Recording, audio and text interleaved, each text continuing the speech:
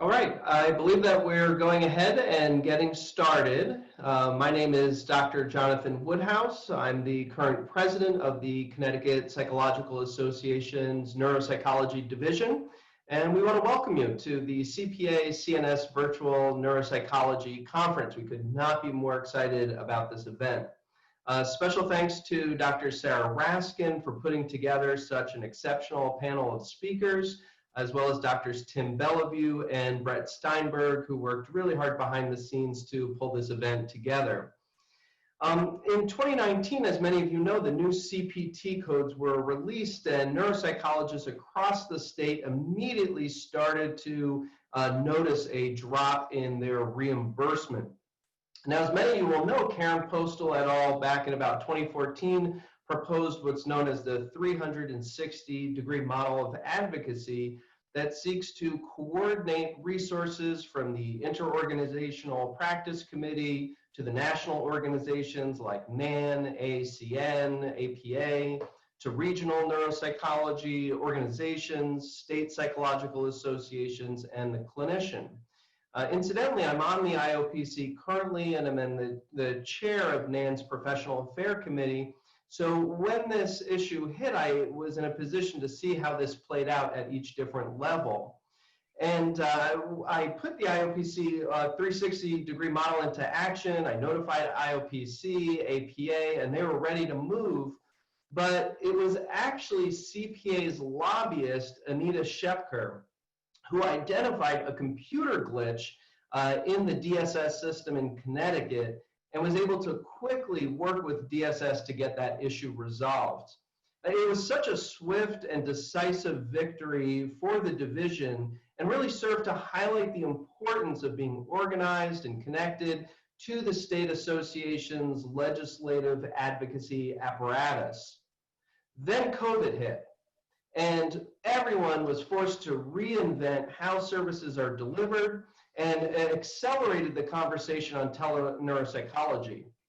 As you may know, initially 96116 was the only code insurance would cover, and it took vigorous advocacy to get the other neuropsych testing codes covered during this public health crisis.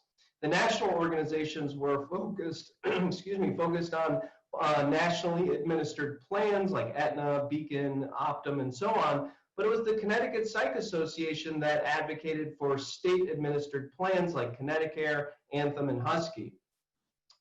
We were successful in getting the codes covered, and when those extensions ran out, got those codes extended, got the coverage extended. And so these two events really crystallized the critical need for us as neuropsychologists to be connected, to be informed, and to be a part of what CPA is doing, advocating for our own professional interests at the state level. Moving forward, there are big issues on the docket: telehealth, diversity issues, research and training, and reimbursement. At this very moment, you may have heard that CMS is looking to reduce payments by 10.6% starting in 2021. Diane Howe said it perfectly when she said, quote, "Constant vigilance is required in order to maintain the status quo. Even if we like things the way they are, we have to fight to keep them that way, and to even improve the practicing climate requires our participation." And so none of this would be possible without you. If you're not a member of CPA, I do hope you will consider joining us for this important work. With that, I want to turn it over to Dr. Raskin, introducing our speakers. Thank you. Thank you, John. I also just want to welcome everybody, and talk about how much I'm looking forward to this amazing lineup of speakers joining us here today. I also want to give a big thank you to the whole committee, Dr. Steinberg, Woodhouse, and Bellevue. It was a pleasure to work with them all to put this together. If you're interested in learning more about the Connecticut Neuropsychological Society, I welcome you to visit our website. I'll put a link in the chat box so that you can find it. There's information there on prior conferences, and we'll be hosting the tapes of today's event there. In the past, we've had bi-monthly meetings with both research and clinical talks or discussions over dinner. Our membership has reduced over the past few years, and I know we all welcome your suggestions for programs and ideas that might be of interest to you in the future. But we're particularly excited about this partnership with Connecticut Psychological Association and all of the advocacy work that they do, some of which you just heard about, and we very much look forward to more shared events. But most of all, I can't wait to hear from our speakers. So I'd like to start by introducing Dr. Tottenham.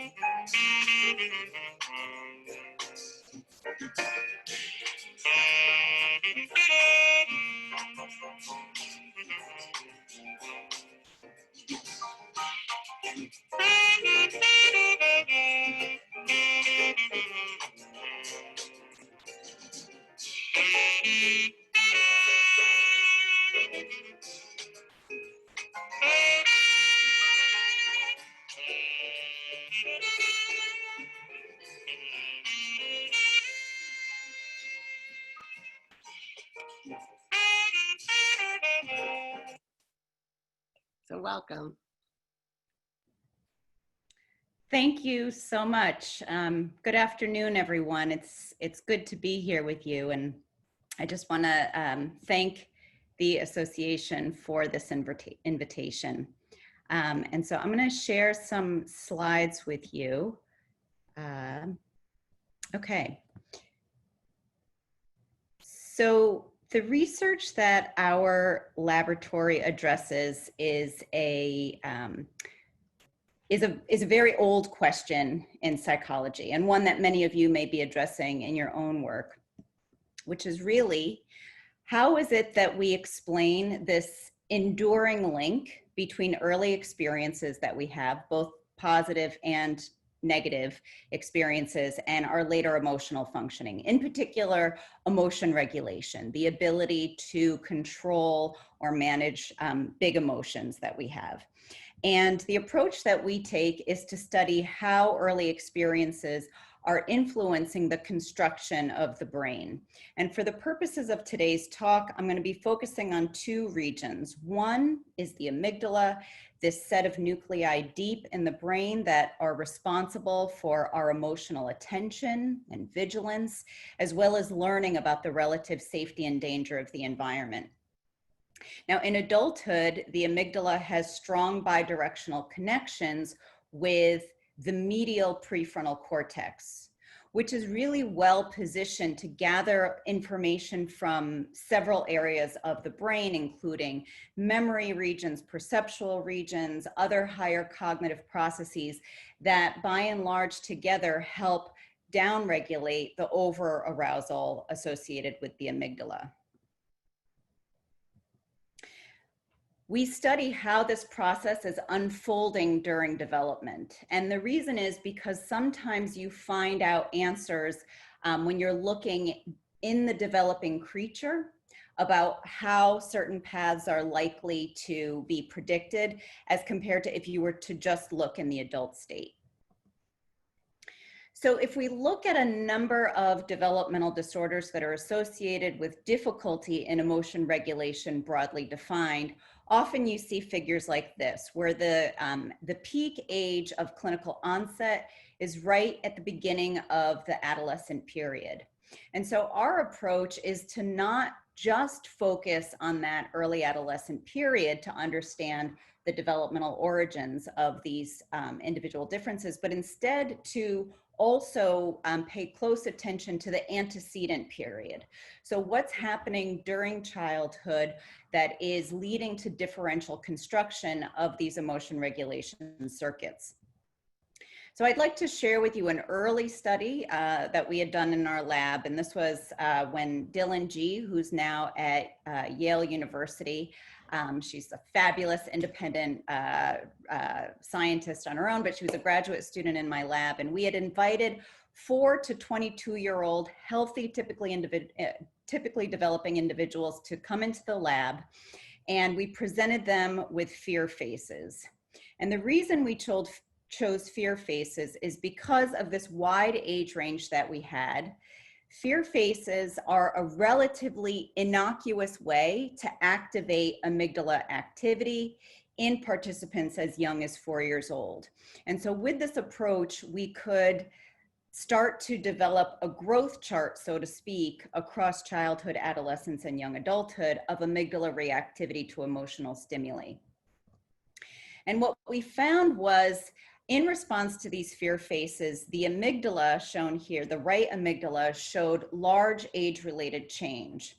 And that's what I'm showing you here. It's a little bit hard to see in this blob format, so I'll pull these data out to show you better here. That here's age on the x-axis, here's amygdala bold signal or response on the y-axis, and each dot is a participant. And what you can see is the strongest, most robust responses are occurring at the youngest ages. So we get this strong early amygdala response, and that made a good deal of sense to us because when you're younger and relatively new to this planet, you have a lot more learning to do about the relative safety and danger of your environment. So you want the amygdala kind of chugging along at early stages. So then we can ask about the amygdala's connections with the medial prefrontal cortex. And there are a number of ways to do this. The metric that we rely on primarily is called functional connectivity, which many of you may be aware of, but if you're not, functional connectivity works like this. You can pull the time course data out of one region like the amygdala and plot it here, and the time course activity of the medial prefrontal cortex. And the degree to which these two regions are correlated with each other or are in sync gives us an index of that functional connectivity. Now, in healthy adults who are well regulated emotionally, what you often find in response to things like fear faces is that the amygdala and prefrontal cortex show a high degree of connectivity, except that the connectivity is inverse. It's a negative correlation between these two regions, which is understood to mean that when the prefrontal cortex increases its activity, the amygdala decreases its activity. So that's sort of the neural signature that we expect to see in healthy, well-regulated adults, is this negative connectivity.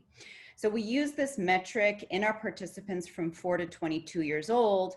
And again, we find this strong age-related change in connectivity, which I'm showing you here. I'm not showing you activity anymore. This is now connectivity between the medial prefrontal cortex and the amygdala. And to better visualize what the nature of this change looks like, I'll plot here. These are the young adults where we see that negative connectivity, that regulatory pattern in the young adults that I just described. If we look at younger and older teens, we still see that negative connectivity, but you can appreciate that the magnitude has now decreased relative to what we saw in adults. And that's consistent with what we know about the slow development of emotion regulation abilities. But what captured our attention most is what we observed in children, 4 to 9-year-olds. Here, we didn't see evidence of that negative connectivity, but instead we saw positive connectivity. That is to say that the nature of the conversation between prefrontal cortex and amygdala was different in childhood and then seemed to show this switch once we started getting into adolescence.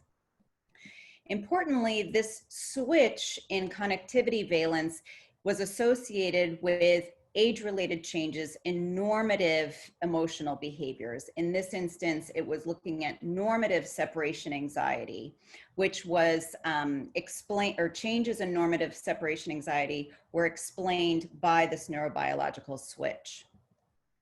So taken together, these data are indicating, if this is age on the x-axis here, that at least during childhood, if not earlier, we get a nice, strong, early amygdala response to stimulation in the environment. But that's happening in the absence of these adult-like connections with medial prefrontal cortex, which we don't see emerging until the beginning of adolescence.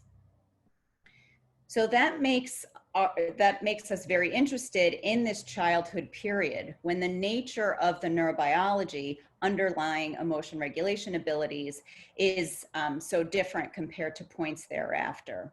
And might this be a good candidate time in life to examine 4 potential sensitive periods for this neurobiology, moments when the environment may have a particularly impactful effect on the way that the system continues to construct itself.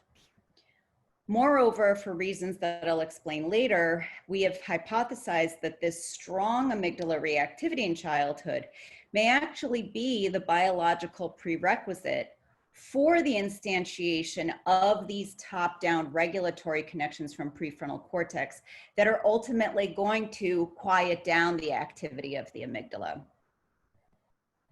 So our working interpretation of developmental change looks like this. It may be that given the hierarchical nature of brain development, the fact that the amygdala is a much earlier developing region than the prefrontal cortex, that in childhood, the amygdala is driving a lot of the conversation to medial prefrontal cortex. And I often liken the amygdala to the older sister that got there first and learns about the world and can instruct the prefrontal cortex about what she's been learning. So that over the course of development, that helps instantiate these reciprocal top-down regulatory connections from prefrontal cortex that we see in adulthood. Now, that's just our interpretation of our correlational fMRI data, but there are a number of tracing studies in rodents that can, with more certainty, talk about this causal relationship, where you see amygdala sprouts to prefrontal cortex emerging developmentally earlier than the reciprocal top-down regulatory connections. So these patterns of development really remind us of a 200-year-old quote that the child is the father of the man. So in other words, when we just have an adult vantage point about this neurobiology, we often think about the cortex as controlling these subcortical emotional systems. But perhaps if we can appreciate a developmental view, we may instead view the amygdala as being a tutor, so to speak, of the prefrontal cortex. So to better or more formally address this question of whether the nature of connectivity at time 1 is actually predicting something about the nature of connectivity later on in life, we took our data that assessed that fear face elicited connectivity, or that stimulus elicited connectivity, in our participants from 4 to 22 years old. But we also collected a second modality, a second type of scan from these same participants called resting state, which many of you are familiar with, but if you're not, resting state connectivity is the same connectivity metric that I just described, except that you're collecting it while people are doing nothing. So essentially what you get is sort of a functional skeleton of the brain. You get a sense of who is hanging out with whom when the brain is not tasked with any particular job. And it turns out in adulthood that that resting state functional connectivity is highly predictive of individual differences in emotion regulation behaviors in adulthood. So we collected both modalities at time 1 across all of our different aged participants, and then sent everyone home. They grew up for 2 years, and then we brought them back and collected both modalities again. So one thing that we found was that age-related changes in both that resting state connectivity and the connectivity elicited by emotional stimuli in the environment both co-localized between the prefrontal cortex and the amygdala. So there's something similar between what the brain is doing at rest and what the brain does in response to emotional events. Over time, what we found was the best predictor of that future resting state connectivity, the one that seems to be most associated with individual differences in mental health, was the stimulus elicited connectivity 2 years earlier. So in other words, the way that we see these data instructing us is that there's this stimulus elicited molding of the connectivity between amygdala and prefrontal cortex that over time, almost in a Hebbian-like way, recapitulated at a systems level, settles into the nature of resting state connectivity that we see at older ages. Now, if we pull that prediction strength out and see how it differs by age, we get the following. So on the y-axis, I'm plotting the strength of that prediction from the stimulus elicited to the resting state connectivity. And we see that that prediction is strongest at the youngest ages and then attenuates as we get older. So in other words, that finding is consistent with the notion that at younger ages, we have a more plastic, malleable system that's more responsive to the environment and is predictive of future resting state. And then that starts to attenuate over time. That prediction attenuates because you start getting more of a bidirectional exchange between these two states of the brain. Okay, so all of that, all of those brain data gets us to this question that really drives our research, which is childhood a sensitive period for the development of the connections between medial prefrontal cortex and amygdala? So we're really compelled by many of the rodent studies and basic neuroscientific labs, finding that early emotional learning is enduring and potent. Often stimuli that are learned early in life can be used later on in adulthood, often to exert anxiolytic effects. So I'd like to demonstrate what I'm talking about through an experiment performed by a colleague, Takao Hench at Harvard. These are adult mice. And if you place adult mice in an open field, they find the center of the field anxiety producing because they're vulnerable in the center. Predators can get them and so on. So they tend to run to the corners as quickly as they can. And a naive adult mouse will typically run to the corner that has a silent nest if Takao Hench's group has placed a music nest in here as well. The naive adult mouse will run to the silent corner. They avoid the music. Unless during the mouse childhood, they were pre-exposed to music. Then in adulthood, they will show a preference for the music nest. Not only do they show the preference, but their preference is specific to the song. So if they were pre-exposed in childhood to Beethoven's Symphony No. 1, then that's what they prefer in adulthood and not jazz, and vice versa. So this learning, this effect is really dependent on this critical period or sensitive period during their childhood. Not only do they form this preference, but in adulthood, when you play them their childhood music, they will show a reduction in anxiety, which is measured here by increased number of times that they start venturing out into the center of the field. And when you look in the brain, green dots here are CFOS data. Green dots indicate more activity in cells within the medial prefrontal cortex. In adulthood, when you play them their childhood music, you get an increase in medial prefrontal cortex compared to music that they were first exposed to at other ages. So we were really interested in this study design for a number of reasons. The primary one being that it's really difficult to think about how do you identify sensitive periods in humans who take so long to grow up. So maybe music gives us an opportunity to probe different developmental periods of life with a little bit more confidence. So we can use music as a vehicle for asking questions about sensitive periods in humans. But instead of classical music or jazz, where it's really hard to know how old somebody was, how old an adult was the first time they heard that music, we used pop music and we used data from the Billboard charts to know how old adults were when they were probably bathing their brains in that stimulus, so that we're really targeting that sweet spot, that putative sensitive period in childhood, rather than some other ages of other periods of development. So to walk you through our design here, if we designed the study in 2012, we had participants come in 2012, and they were young adults. They were 22 years old. So we want to test the efficacy or the sensitive period properties of a stimulus from their childhood. So when they were about 7 years old. So if we do the math, we need a stimulus from about 1997 to present to these young adults. So we searched through the archives, and we found a stimulus that was going to be really helpful for us. So these are the Backstreet Boys was a great stimulus for us.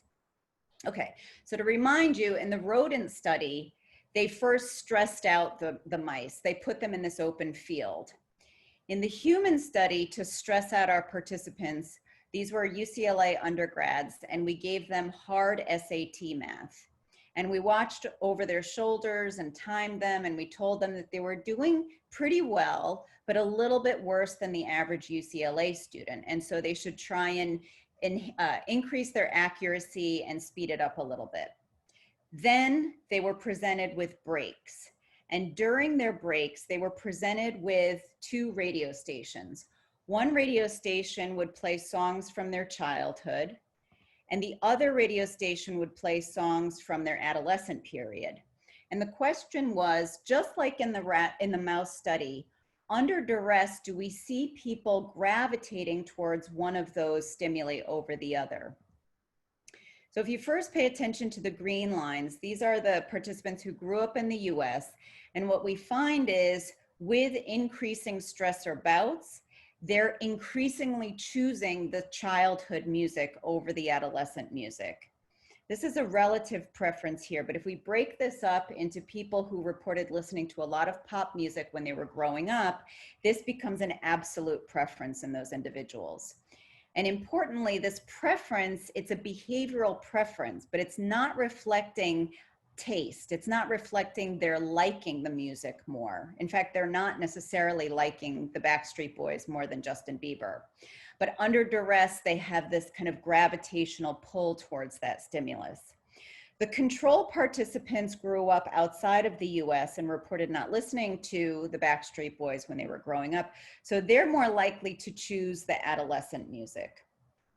So everyone has their preferences, but it was only the people who were exposed to their childhood songs that also showed significant decreases in galvanic skin response and autonomic response. The more that people chose their childhood songs over the adolescent songs, the calmer they reported feeling. And childhood songs were more effective in increasing activity in medial prefrontal cortex and strengthening those functional connections with amygdala, such that the more that people chose their childhood songs to listen to, and the more that prefrontal cortex activated to those songs, the less anxiety people reported feeling subjectively. So this study gave us a little bit more confidence in this notion that there's something special about the encoding of stimuli that you're exposed to during childhood. But what we're really interested in is not the Backstreet Boys, but we're really interested in the species expected stimulus of our parents. So, when we think about the development of the brain, it's easy to kind of picture it in a test tube almost in a way, and forgetting that it's happening, it's developing in this very special context. And of course, this is a universal for humans. When I talk about the parent in humans, I can be talking about the mother, I can be talking about the father, I can be talking about the adoptive parents or the grandparent, because this relationship is a learned relationship. This attachment is a learned behavior. One thing, and this is true for many altricial species, not just the human, but what is possibly unique about the human is how long we spend in this juvenile state hanging around our parents. which is a curious design because it's metabolically very expensive to raise another human being. And so it begs the question, why would Mother Nature design a species such that we spend such an extended amount of time with our parents? And the argument that we find really compelling is that this buys us the luxury as developing humans of this protracted period of brain plasticity, that it gives us this incredibly long period for learning all of the massive amount of things we need to learn about our emotions, about other emotions, about the environment, and so on, that produces the incredible affective complexity that we observe in adulthood. And so in that way, we can think about caregivers or parents as providing a scaffolding, like on a building, providing a scaffolding around the development of our central nervous system, so that our central nervous system in adulthood should reflect the nature of that scaffolding that was once there. So the rodent data, again, becomes very useful for us here because it's much more advanced in understanding this intimate relationship between amygdala development and the role of the parent. And so I'm sharing with you here data from a colleague, Regina Sullivan at NYU. On the x-axis is rat age. And what her laboratory has found is that early in development, there's this parent-dependent sensitive period for amygdala functioning. That is to say, when the parent is in the nest with the rat pup, the parent keeps amygdala quiet in the rat pup. When the mother, I'm saying the mother because it's the rat, but when the mother is out of the nest, the rat pup's amygdala increases its activity. So the parent's present is literally essentially turning on and turning off, or modulating the activity of the amygdala. Now, to test what effect that has on behavior, her group has used Pavlovian fear conditioning, really the workhorse of amygdala behavior in the laboratory. She pairs a peppermint odor with a mild foot shock, and then places the peppermint odor in one arm of a Y maze. And what happens when you place the rat pup in this Y maze, we would expect them to avoid that peppermint odor, just like you and I would. And the reason you and I would avoid that peppermint odor is because our amygdala is active and mediates that type of avoidance learning. So if the rat pup is fear conditioned without its parent present, then the rat pup does just what I explained. It avoids that peppermint odor because the parent wasn't there, the amygdala is on, so you learn avoidance. However, if the conditioning happens in the presence of the parent, then the animal shows this seemingly bizarre behavior, which is they now are more likely to approach that peppermint odor because the peppermint odor was learned in the parent's presence. The animal, the rat pup, is associating that peppermint odor with cues of the mother. And the mother's presence essentially keeps the amygdala quiet so that the animal does not learn avoidance learning, but instead shows this preference behavior. And this preference behavior, which is only going to show up during the sensitive period of development, is the prerequisite for what we call attachment behaviors. In order for attachment to occur, the amygdala interferes with that. So you want preferences to establish when you're talking about anything related to the parent. So the preference for these things associated with the parent is the foundation of attachment behaviors. And attachment is a survival strategy, perhaps the #1 survival strategy for a young altricial animal. Unlike an adult who often relies on fight or flight strategies, a young animal can't do either very well. So their best bet is to attach to a caregiver, regardless of whether that caregiver has been associated with rewarding stimuli or with aversive stimuli, as is the case here. So the parent here during this window of time is an effective buffer against stress and fear-related neurobiology. Importantly, this effect depends not only on developmental timing, but it also depends on the parent being calm. If the parent instead were distressed or anxious, the parent would not have this buffering effect. Instead, the opposite would happen. She would have a potentiating effect on the young pup's stress reactivity and fear learning. So many human researchers got very interested in this finding and have wondered, given that human development is so stretched out compared to the rats, might we see evidence of parental buffering in childhood? And so these are data from Megan Gunner's lab at the University of Minnesota, and she brought in children and had them prepare for a public speech, which is a wonderful way to elevate the stress hormone cortisol. And what she found was, when children were preparing for their speeches, they either sat next to an unfamiliar experimenter or their parent. When children sat next to the unfamiliar experimenter, they showed this beautiful elevation in cortisol, like you and I would. But when children sat next to their parents while they were preparing, they then buffered this cortisol release. So children were not showing that same cortisol effect if their parent was there during preparation. Interestingly, she repeated this with adolescents who did not show this parent buffering effect. They were mounting a very nice court response regardless of the social condition. Our own lab was interested in this parental buffering effect, but we wanted to revisit this fear learning paradigm that Regina Sullivan's group had developed. And so we paired with her team and we presented to young children, 3, 4, and 5-year-olds, a fear conditioning paradigm.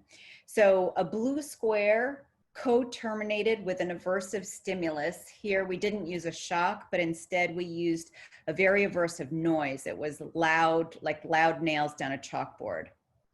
So blue square always co-terminated with that terrible noise, and the purple triangle was safe. It didn't end with that noise. So children either learned these associations alone or with their parents seated next to them.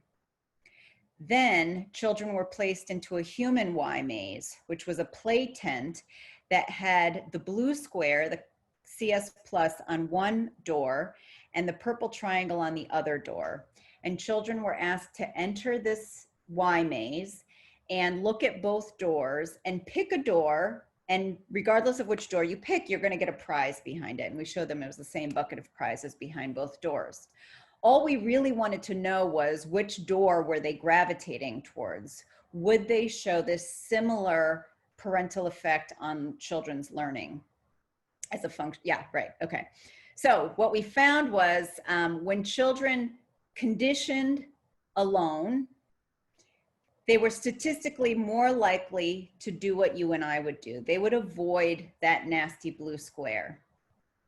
However, when children conditioned in the presence of their parents, they were statistically more likely to do just what the rat pups did, which is to approach that nasty blue square.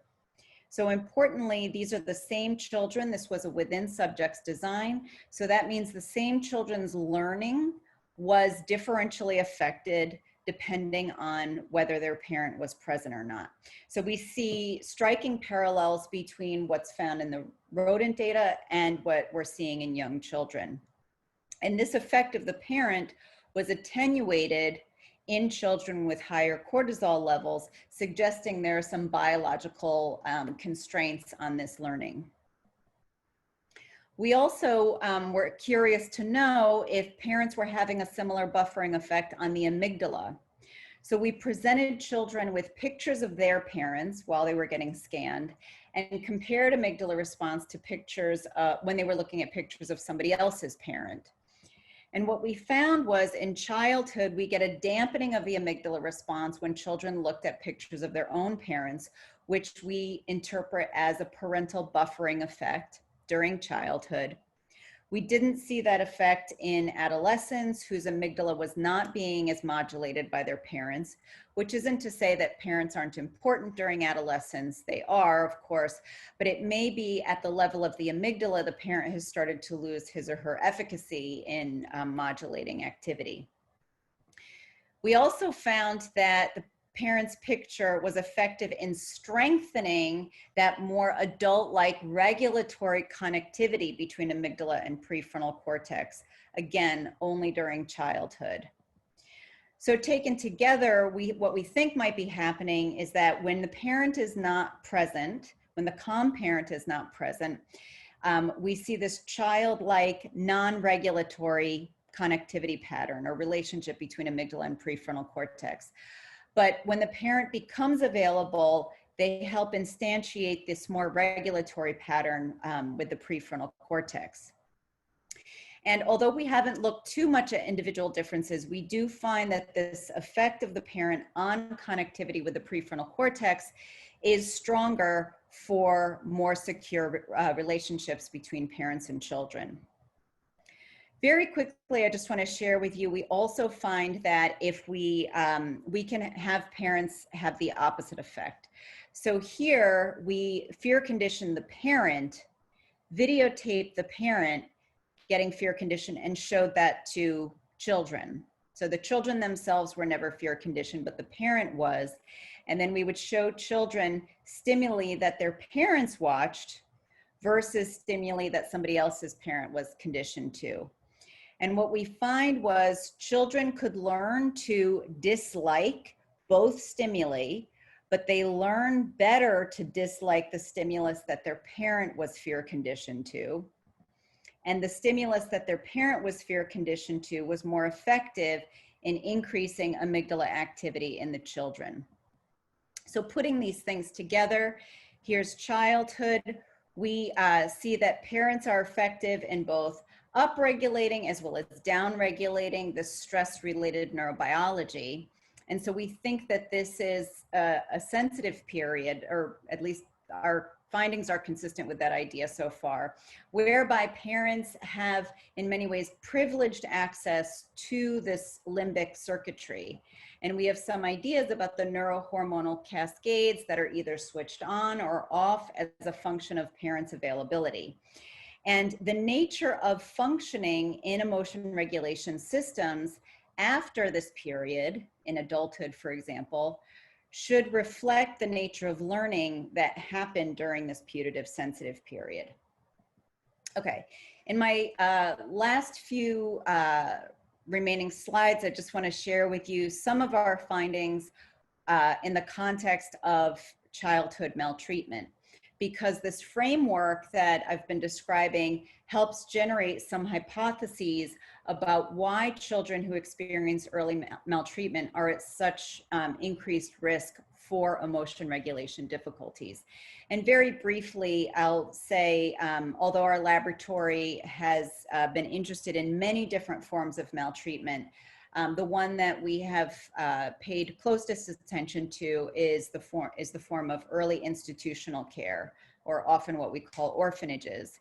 And this is a highly stressful experience for children in many ways, largely because this is being raised without the species expected stimulus or mega stimulus of a parent. So we often think about this as an omission of experiences, which it is, but I'm always, quick to say that this omission of a species expected stimulus is not the same thing as an absence of stress. In fact, it may be a more stressful experience than many others that an infant can experience. So this type of experience, as well as other forms of emotional neglect, this absence of a developmentally expected input is unfortunately, a highly pernicious experience.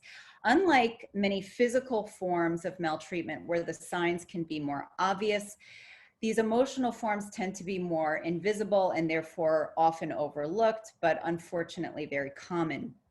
It's characterized by the failure to receive that serve and return between parent and child that we know is so critical for healthy development of these emotion regulation systems.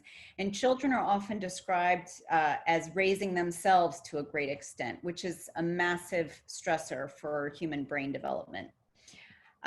When we consider this a stressor, we can turn to decades of neuroscience research showing us that the amygdala at the cellular level tends to show hypertrophy and hyperreactivity following chronic early stress, which is in stark contrast to the neighboring hippocampus, which tends to show decreases in dendritic complexity and size and function. And the reason that I have these two next to each other is because it's a reminder that stress doesn't seem to have a uniform effect on the brain, but instead leads to differential adaptations in the brain that hopefully are helping the individual manage their particular circumstances as best as possible. When we look at the developmental literature, what many labs increasingly have been finding is that stress early in life, when you look during development, seems to accelerate development of these systems. And this acceleration is understood to be a developmental adaptation to those early stressors, which is an activity-based change in the brain to meet immediate needs. So this is a slightly different view from how our field often thinks about the effects of stress on the brain. Our typical view is that of what people often call a deficit view, that stress leads to a decrease in function. That may be true in some instances, but I think it leads to us often forgetting this adaptation view, that often what we're seeing is the individual maximizing their interactions with the environment through brain development. And that allows us to consider the benefits of those adaptations as well as the costs. So very briefly, the children that we have worked with have experienced early institutional care that is then followed by adoption into families that provide a very nurturing environment, and importantly, families that clearly have a great desire to provide care. This is all through international adoption, and international adoption is a very difficult thing for families to go through. So this is a major stressor for a human infant, and because of that major stressor, children are at risk for a number of developmental struggles. However, following adoption, researchers also find that children rebound in many domains. There's tremendous heterogeneity, which I will point out to you in subsequent slides. But when children struggle, it's very often in the domain of emotion regulation difficulties. So the children that we've been working with overwhelmingly were placed in institutional care at birth up to about 6 months of age, and the majority were adopted by their second birthday. So these early experiences are occurring pre-explicit memory. So if we look broadly at internalizing problems as well as externalizing problems, these are data in 373 children, we see that PI, previously institutionalized individuals, are at significantly elevated scores compared to those with a typical caregiving history. And I'm putting here the Cohen's D, showing it's a large effect size. But if we look at the individual children, we see that there's a large spread. Some children are really struggling, and some children have scores that look like children in the typical caregiving group. And so a lot of our work is aimed at trying to understand not only the source of these individual differences, but also how these individual differences may reflect adaptations that the child has made in response to these early experiences. Now, if we look at amygdala responsivity in response to fear faces, these are data from 2 separate cohorts, one in New York and one in Los Angeles. We find that a history of institutional care is associated with amygdala hyperactivity. And that's consistent with the greater vigilance and more difficulty regulating emotions that are children with this experience are at risk for. But we wanted to know, in following this question of adaptation, are any of these differences that we're seeing actually serving an adaptive value? We presented children with a decision-making task, an exploration versus exploitation task. Essentially, children were asked to pump up a virtual balloon on a computer, and every time they pump, they get more money. But at some point, unbeknownst to them, the balloon could explode, so they would lose all their earnings. So you need to make a decision about whether you're going to continue to explore to pump the balloon, or whether you're going to cash in early, whether you're going to exploit your earnings. And we modified this task such that there were two different colored balloons. Pink balloons would let you keep on pumping. It was very generous. And the blue balloons were harsh. They popped early. But children didn't know this at the beginning of the task. They had to learn these associations. Okay. So what we find is that for the exploratory strategy that I'm going to keep on pumping, that was a strategy that children in the comparison group with the typical caregiving history were more likely to employ. Whereas children with the history of previous institutional care were more likely to rely on the exploitative strategy. So they had different strategies in approaching this task, but importantly, they both ended up with the same earnings at the end of the task. So there were, different roads to Rome, so to speak. And the anxiety, the heightened anxiety that was more characteristic of those with the early life stress was actually informative for us in knowing what strategy they were likely to use. Now, if we look at what it means to rely on this exploitative strategy in the context of that generous pink balloon, we see that it is not advantageous to be exploitative. It's better to be exploratory. However, in the context of that harsh blue balloon, now being exploitative actually has advantages for earnings, and you can see that the children with a history of institutional care with the dark in the dark dots were now outperforming the comparison group. So I just want to show you a couple more slides before I end. We examined the connections between amygdala and prefrontal cortex as a function of a child's early experiences. And we find that these are the data I showed you at the beginning of the talk, where children with a typical caregiving history showed a childlike, non-regulatory positive connectivity pattern, which switched in adolescence to that more regulatory mature pattern. We replicated that in a separate group. But a history of institutional care was associated with the more mature phenotype in the brain during childhood. And so what we think we're seeing is that if this is age here on the x-axis, strong amygdala activity at an earlier age due to early life stress may actually prematurely instantiate the onset of maturing of those adult-like connections. And that may be immediately beneficial for the individual to help manage some of those strong emotions associated with amygdala hyperactivity. However, it may have a cost at the same time in that it's reducing that developmental plasticity that I talked about at the beginning of my talk.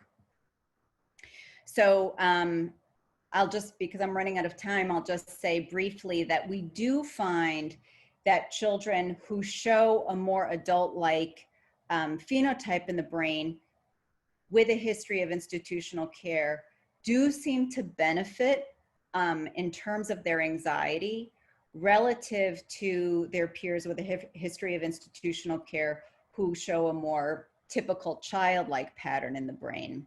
So there does seem to be some immediate benefit for this adaptation in the brain.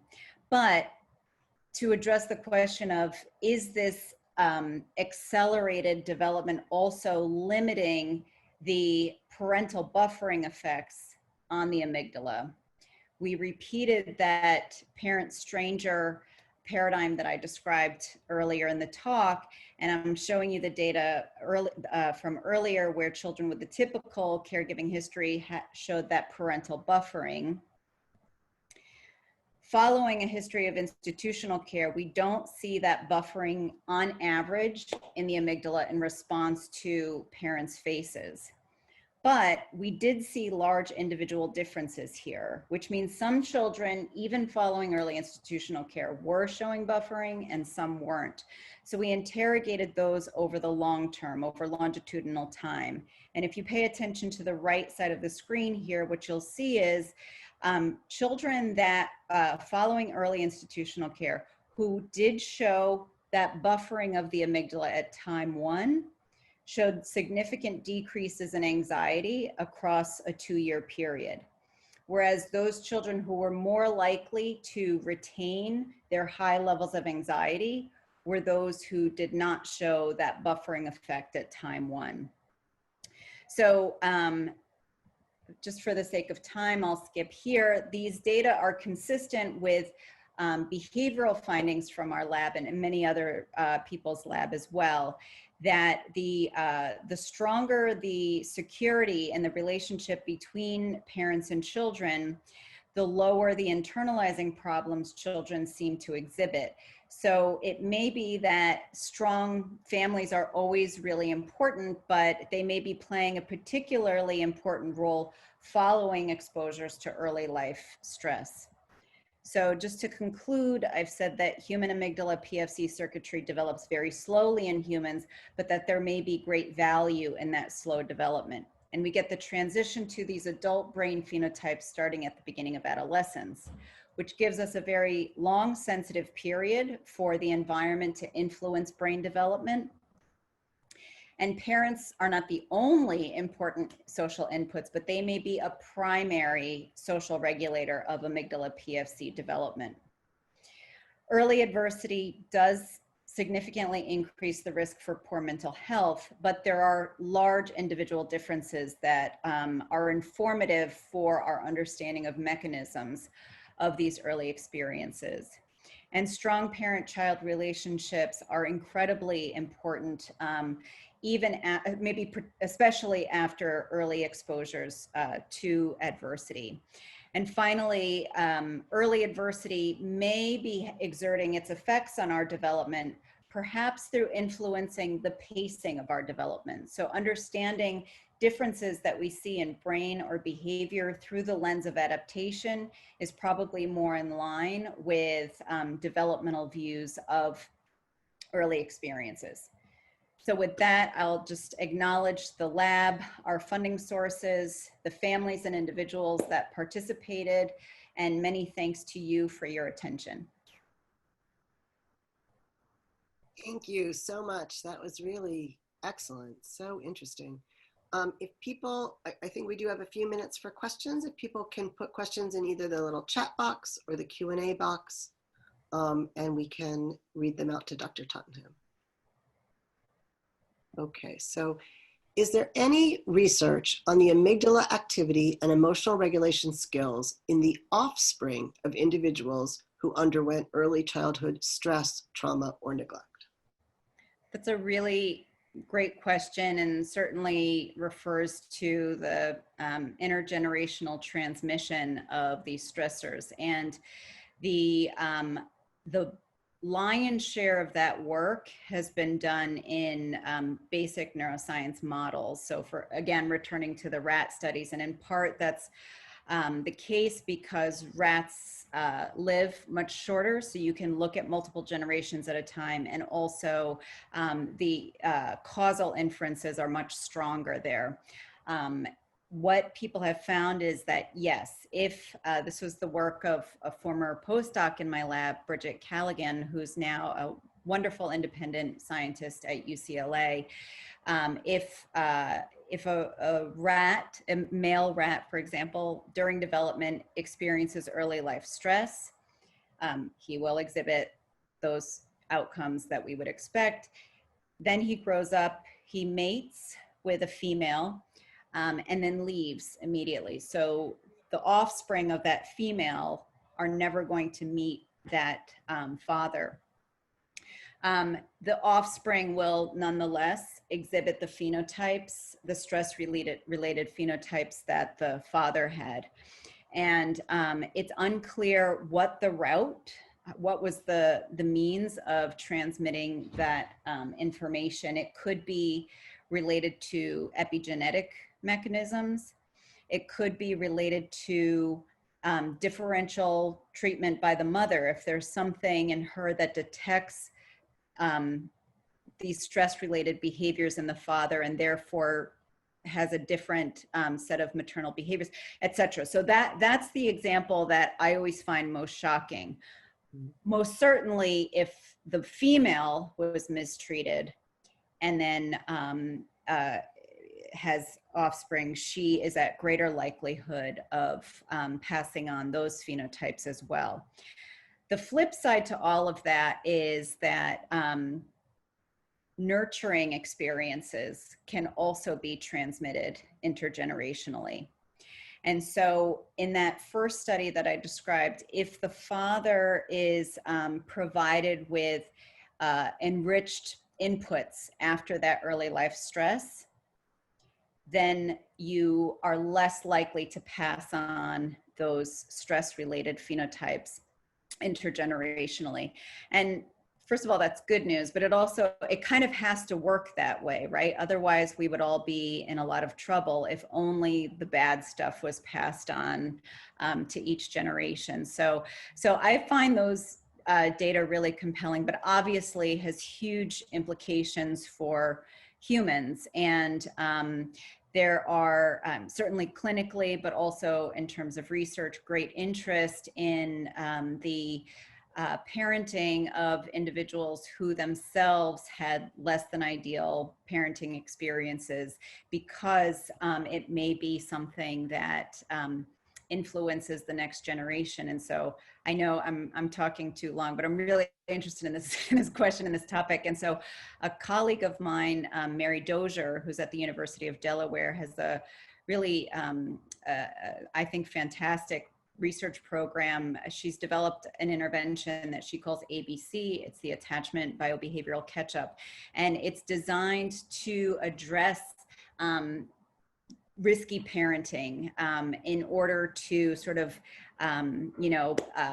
disrupt any patterns that had been coded from my own childhood onto the next generation. And what we found is that it's an RCT. That intervention is associated with differential prefrontal cortex development in the 10-year-olds. So the intervention is done early on in parenting, and we see the causal relationship at 10 years later in those children.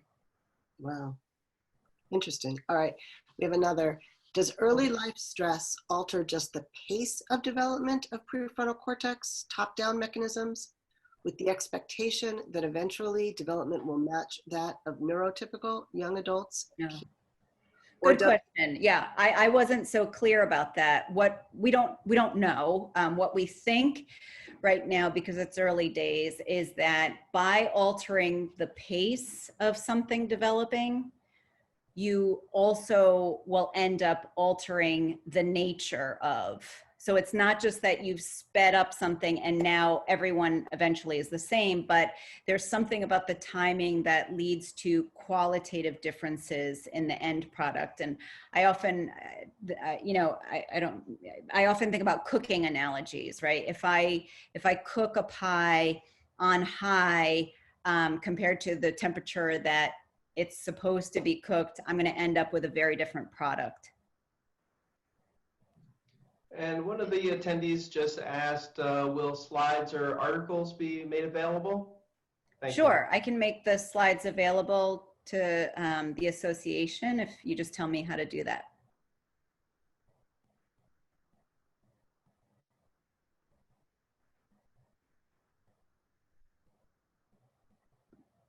Any other questions? Okay. Thank you so much for your attention, and I hope you all stay well, and I look forward to the rest of the day. Thank you so much. That was excellent. The only problem with Zoom is that you don't get to hear rousing applause when you're done talking.